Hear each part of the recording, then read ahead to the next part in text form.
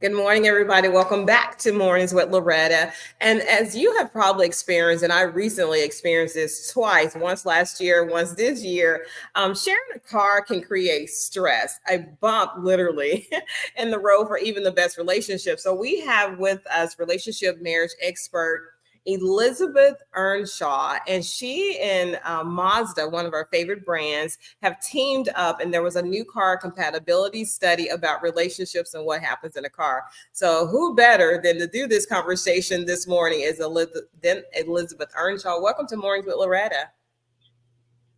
Thank you so much for having me. So, I have your book, and I want you to know this is not a quick read. You actually have to do the work. So, thank you for that. So, with that in mind, what are some issues that impact a car sharing relationship, be it platonic, best friends, girlfriends, on our annual trip or with that special someone? Anytime you are sharing something with another person, what you are going to find is that there is going to be some sort of conflict around it. Research shows that most people have something in their relationships called perpetual problems. And what perpetual problems are is that they are just chronic differences in preferences and personalities that can lead to problems between two people. Um, as you know, I'm sitting right next to a Mazda, and Mazda just did a study that showed that half of Americans actually argue over their car specifically every single month, which is why they designed a car to try to alleviate some of that stress. Who knew that it was so significant and important that a car brand would actually do a survey? Because it has probably been happening since Mr. Ford invented the first Ford, right? So when you're sharing that kind of close space and for hours sometimes, how can this really impact the relationship after you are out of the car? Absolutely. As a therapist, I hear about it all the time in the couples therapy room, just arguments around how people take care of the car or the settings in the car. But Mazda in their study also found something that was even shocking to me, which is that 1 out of 10 men in America would actually consider ending their relationship if they felt like they weren't car compatible with their partner, which felt incredibly shocking to me. Luckily, the Mazda CX-70 has a driver personalization system that is designed to help people be more compatible in their cars. So there's an actual term for it. What did you call it? Car The compatibility? driver car compatibility, yes. Wow. Wow. Because I know there's this thing where you don't touch somebody's radio. Who's ever driving gets it. We have all these things that were passed down to us, and we don't really realize that it is a thing for not just our particular relationship. Like, don't adjust the driver's seat. Don't change the radio station. Don't do this and do that. And don't eat in the car. So, the fact that it is something that not just is not a rarity, it is very common. So how does the system really work when you're having a car share? It's really interesting. So, if you're sharing your car with another person, the system will have a unique driver profile for you in their driver personalization system, which means as soon as you get into the car, it is going to automatically revert to all of your specific settings. So, you don't have to worry about changing the stereo over, changing the mirrors, changing your seat location. And there are over 200 settings that can actually be changed through that personalization system. Okay, so how does it know who is who? Is it car one, driver two? How do you say? I hope it is not based on the weight when you get in the car. It knows your body type. I know hopefully it's not that much AI into this. So how do you set the type, the your specifics to you based on another driver, maybe your son or your husband or your wife or somebody that's borrowing the car? How does it know the difference? That's a great question. So, when you set up your driver profile, it is going to take an image of your face, and that image is going to help identify who you are. That's just stored within the system. So, it's not going anywhere else. And it's utilized to recognize you so that you don't have to do anything when you step into the car. You just hop in and it knows who you are and it switches everything. So it'll put in my favorite radio station too. Does it go that deep into what I like? Because I like my seat a certain way. I like my mirrors a certain way. And I love my station, K Love, on the car at all times. Can I set that as a setting? Yep, you'll get in the car and K-Love will be on. It'll be there for you. So all of those things. I mean, climate control, everything. Elizabeth, you're my new best relationship friend. So what else did the survey uncover? I'm intrigued now.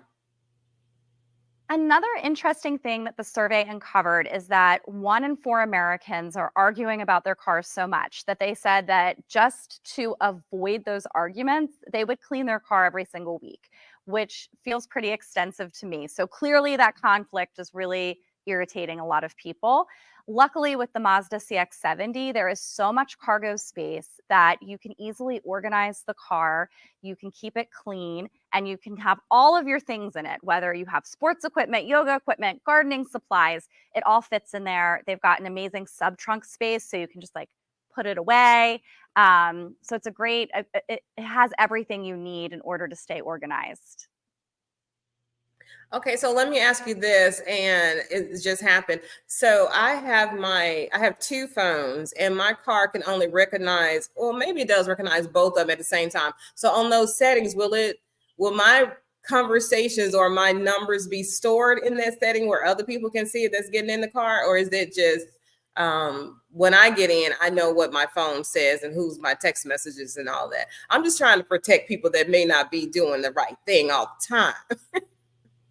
Right, for sure. So you want to make sure that when you get in, that your driver profile is about you and that it's not holding other people's text messages and phone calls and all of those types of things. And yes, when you get in, it's just your driver profile. So it'll have your phone and your Bluetooth, but it's not going to be on your let's say your partner's driver profile as well, unless you put it on there. That's brilliant. Okay, so since you are this amazing therapist, people search for you and listen to you all over the country. Give us some therapy advice for car sharing couples. We need to save our relationships, and it should not end over, something in the car that we don't like that somebody else did. So how can you help us with that? Whether you're sharing a vehicle or really anything in your life that you're having conflict over, the most important advice I always give people is that you are two different people. And so you are going to have different preferences. You are going to like things in different ways, and that's okay. The problem occurs when you get gridlocked and you can't compromise. And so I'm always helping couples learn how can we compromise to make something that works for us both, because we want win-win scenarios. We don't want one person to win and the other to lose. So for example, with this car, you don't have to do a lot of negotiating. With the Mazda CX-70, you can just hop in and it's going to have your preferences while still respecting the preferences of your partner or whoever else you share the vehicle with. And that is so in line with your book, because you said you have to honor yourself in a relationship, honor the other person, and then honor the relationship itself.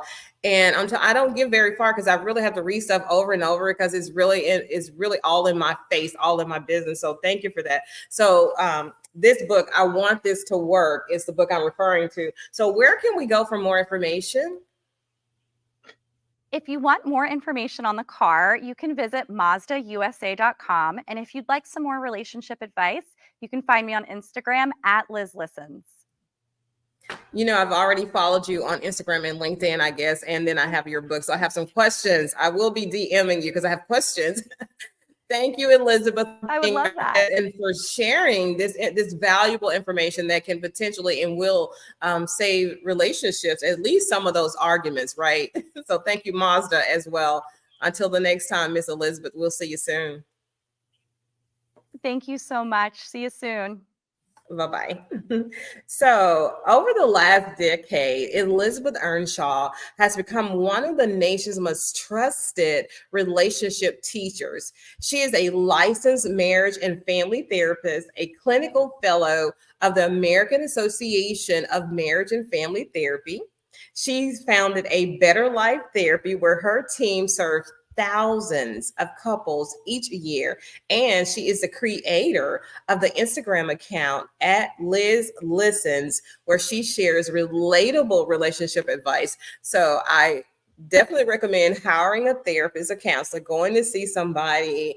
But if you can't, I'm telling you, there is Liz Listens on Instagram, right? And definitely, I would love to know if you purchase this book. I would love for us to do a book club on this because healthy relationships are everything. I know we just settled. We have been doing it that way so long that we don't even know what a healthy relationship looks like.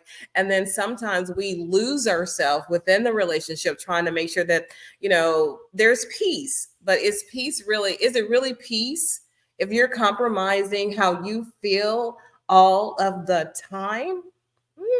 Good question. I'm asking myself that question too. So we're definitely going to have more conversations about healthy relationships. And so this book, I Want This to Work, is an inclusive guide to navigating the most difficult relationship issues we face in modern age. Because let me tell you, times have changed in so many ways, not just with technology, but the way that we do relationships. So let's be healthy. Let's have peace that surpasses understanding, and then have joy, right? Let's have joy. Let's learn how to effectively communicate within our relationship, whether it's mother and son and brother, sisters and brothers, mothers and husbands and wives, or just you and your BFF. There's a way to fight fairly. There's a way to have a disagreement. And it's not always about being right, that I'm right, I'm right, I'm right.